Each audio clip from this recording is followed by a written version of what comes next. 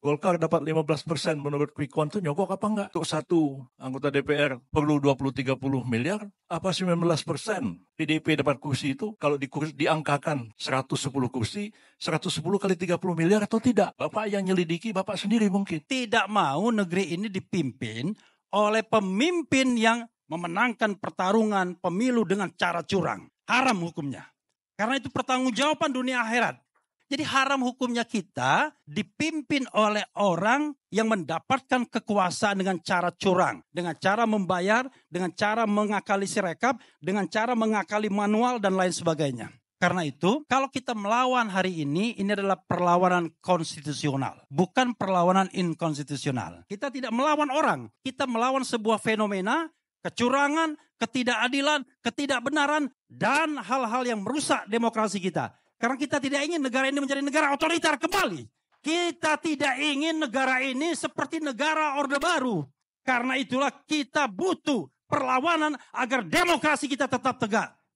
Sekiranya wacana angket ini datang dari Pak Deddy Sitorus, mungkin tidak akan terjadi kehebohan dan gonjang-ganjing yang berkepanjangan. Karena beliau mengatakan bahwa kita bukan mau mempersoalkan hasil dari pemilu, khususnya Pilpres, tapi kita ingin meneropong pelaksanaan pemilu ini untuk kita tahu di mana kekurangan, kelemahan, dan kesalahannya. Lalu kita melakukan perbaikan untuk masa depan. Saya kira kalau seperti itu, kita semua menyambut gembira. Walaupun tentu ada tanda tanya juga. Sebab panitia angket itu sendiri dibentuk oleh DPR. Dan anggota panitia angket itu adalah prasi-prasi DPR itu sendiri. Dan kalau kita memang mau menyelidiki pelaksanaan pemilu ini, betul-betul jujur, adil, seperti amanat konstitusi, tidak curang, tidak suap menyuap, tidak sogok menyogok, itu dilakukan pasti secara menyeluruh. Tidak hanya Pilpres, karena pemilu kita ini serentak. Pilpres, kemudian DPR Provinsi, DPRD Kabupaten Kota, DPD. Dan tadi Pak Deddy Sitorus mengatakan semua ini uang. Untuk jadi anggota DPR pusat aja 20-30 miliar, kabupaten mungkin 45 miliar. Jadi panitia angket DPR yang terdiri atas partai-partai itu yang malam ini ada 3 orang tokoh. Ada Pak Pipin dari PKS, ada Pak Deddy dari PDIP, Pak Maman dari Golkar. Mereka juga akan menyelidiki dirinya. PDIP dapat 19% itu nyogok apa enggak? PKS dapat 70% itu nyogok apa enggak? Golkar dapat 15% menurut quick count itu nyogok apa enggak? Kalau tadi dibilang untuk satu anggota DPR perlu 20-30 miliar, apa 19%? PDIP dapat kursi itu kalau diangkakan 110 kursi, 110 kali 30 miliar atau tidak? Bapak yang nyelidiki, Bapak sendiri mungkin. Pak Maman akan nyelidiki dirinya sendiri. Lalu apa orang mengatakan, ini cuma dagelan aja ini angket ini. Saya sebagai ketua partai PBB yang gak kebagian kursi, ya saya senang aja nonton. Oh rupanya bapak-bapak ini dapat 19% nih, keluarnya 30 miliar satu orang. Ya PBB gak dapat kursi, ya gak satu perak pun keluar uang. Berarti ya kami partai yang paling jujur di Republik ini. Dibandingkan 3 yang hadir malam ini, Golkar, PDIP, PKS. Cuman karena angket ini digulirkan oleh Pak Ganjar, tidak didukung oleh Pak Mahfud, tapi disambut baik oleh Pak Anies. Dan fokusnya itu adalah kepada Pilpres. Lalu timbullah wacana. Saya ditanya, bisa nggak diadakan angket kecurangan pemilu? Saya bilang yang mau diangket siapa? Karena pasal 20A UUD 45 itu mengatakan bahwa angket itu adalah hak yang diberikan kepada DPR dalam konteks melakukan pengawasan terhadap pemerintah. Terus mau diangket KPU. KPU bilang, loh kami kan bukan pemerintah. Pasal 22E menjadi debat juga apakah KPU itu bisa menjadi subjek pelaksanaan hak angket atau tidak. Itu debat konstitusional juga. Kedua, hak angket ini karena digulirkan oleh Pak Ganjar, kembanglah wacana. Ini bukan cuma sekedar angket. Karena kita tahu bahwa kalau Pak angket atau interpelasi dilakukan, ujung-ujungnya kan bisa muncul pernyataan pendapat. Di samping rekomendasi. Nah, yang mengatakan pernyataan pendapatnya itu ujung-ujungnya pemakzulan. Nah, malam ini sih dari Pak Deddy kita nggak dengar pemakzulan. Tapi dari wacana yang berkembang, ujung-ujungnya adalah pemakzulan. Nah, pertanyaan kita, hak angket ini akan berapa lama? Seperti misalnya hak angket tahun 2009 itu kan hilang tanpa rimbanya, nggak tahu di mana rimbanya. Ya, nggak ada kelanjutannya. Padahal pada waktu itu masih berlaku undang-undang angket sebelum berlakunya pengaturan angket dalam undang-undang pemilu, undang-undang MD3. Bubarnya DPR tidak menyebabkan bubarnya hak angket. Itu menurut undang-undang hak angket yang lama dulu. Tapi kan hak angket DPT itu nggak tahu di mana kuburnya, di mana rimbanya, nggak ada hasilnya. Nah, hak angket ini kan bisa nggak ada tenggat waktu. Bisa aja sampai lewat. Karena prosesnya kan lama. Ini masih reses, membentukan panitia angketnya, segala macam. Mengusulkan ini, paripurna, setuju atau tidak. pembentukan panitia angketnya, apalagi mau disusuli dengan pemakzulan. Panjang lagi, jangan-jangan lewat 20 Oktober, lalu panitia angketnya belum selesai, proses pemakzulnya belum selesai, masa jabatan presidennya sudah selesai. Menurut saya sih sebenarnya ini harus tetap dijaga kelangsungan negara kita ini. Tanggal 20 Oktober itu suka atau nggak suka, ya presiden baru harus dilantik. Kalau tidak akan terjadi kevakuman kekuasaan yang tidak menguntungkan siapapun di negara kita ini. Sebab presiden habis masa jabatannya, menteri bubar, triumvirat bubar, yang ada tinggal Panglima TNI dan Kapolri, nggak tergantung pada masa jabatan presiden. Ya hanya di tangan mereka lah kekuasaan negara ini dalam situasi vakum. Nah itu yang saya kira harus kita pikirkan dalam-dalam tentang penggunaan dari hak angket itu sendiri.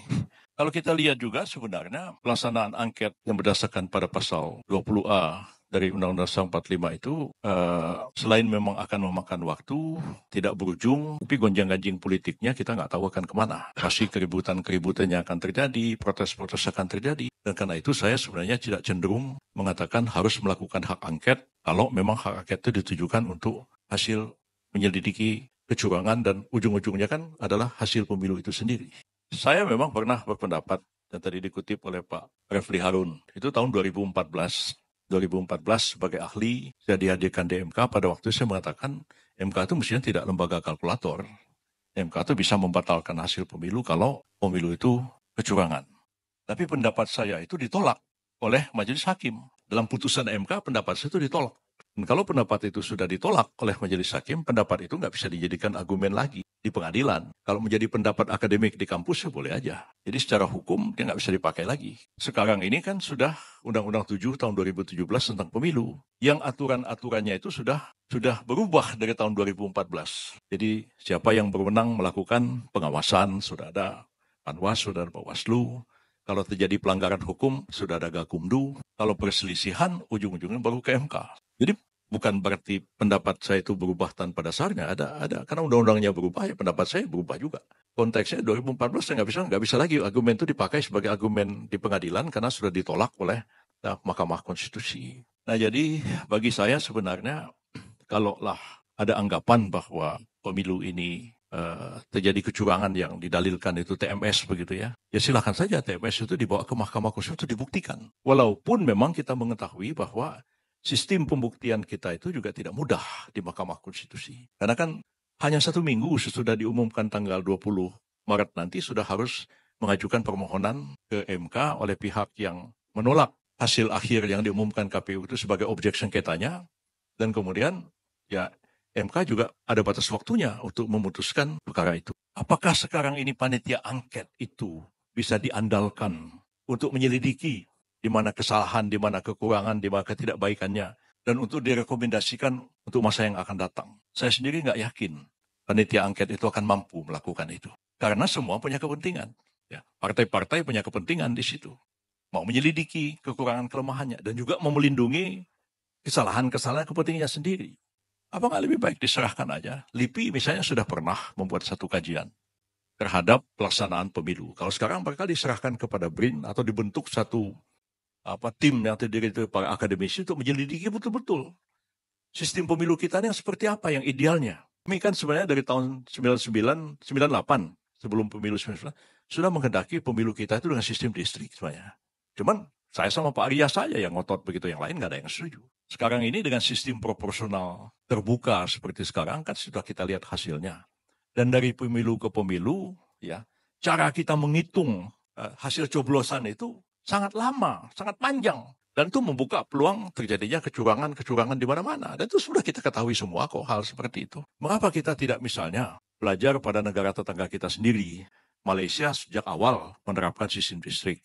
Filipina sistem proporsional, tapi sudah digital pemilunya, pakai handphone. Pendidikan orang Filipina rata-rata sama aja pendidikan kayak orang Indonesia juga. Tapi pemilik melaksanakan itu tanpa banyak masalah dan pilpresnya juga berjalan baik, pemilunya juga berjalan baik. Nah kita masih pakai paku, nyoblos juga di kotak-kotak suara. Nah apa kita tidak terpikir untuk memperbaiki sistem pemilu kita ini supaya tidak biaya tinggi, tidak terjadi suap menyuap, tidak menjadi sogok menyogok. Termasuknya juga tadi yang sudah dapat kursi berapa? Uang sogoknya, yang disogok siapa? Pemilihnya yang disogok, KPPS-nya disogok, atau KPU-nya yang disogok? Atau seperti apa? Nah, jadi kalau ini sudah dibuka semua, bukan oleh panitia angket yang mereka sendiri juga jangan-jangan terlibat juga dalam apa kecurangan-kecurangan itu. Lebih baik diserahkan kepada satu tim akademisi yang independen untuk melakukan satu penyelidikan dan apapun hasilnya kita terima untuk memperbaiki sistem pemilu kita sekarang. Dan sekian Pak Prabowo juga dalam beberapa kali pidato mengatakan, ya bagaimana kita harus memperbaiki sistem pemilu kita, sistem demokrasi kita, ya yang akan datang ini, supaya hanya orang jangan yang bisa jadi politisi pemimpin itu hanya kalau nggak orang yang punya akses pada kekuasaan, orang yang punya duit. Bagaimana supaya ini bisa maju? Orang-orang seperti saya ini kan produk awal 98 yang bisa masuk ke arena politik, duit nggak punya. Bapak saya disebut di Jakarta ini nggak ada yang kenal nama bapak saya. Kalau Gibran disebut orang tahu itu anak Pak Jokowi. Tapi yang bagaimana? Tapi kalau sekarang udah sangat sulit untuk muncul ke permukaan itu ya kecuali barangkali orang populer karena dia influencer atau dia artis atau dia apa direkrut oleh sebuah partai. Tapi ya kemampuannya seperti yang kita lihat di anggota DPR sekarang. Nah, gimana kita mampu melahirkan kader-kader politik yang kita harapkan nanti juga akan baik, ya direkrut dengan baik dan baik bagi kepentingan bangsa dan negara kita ke depan ini.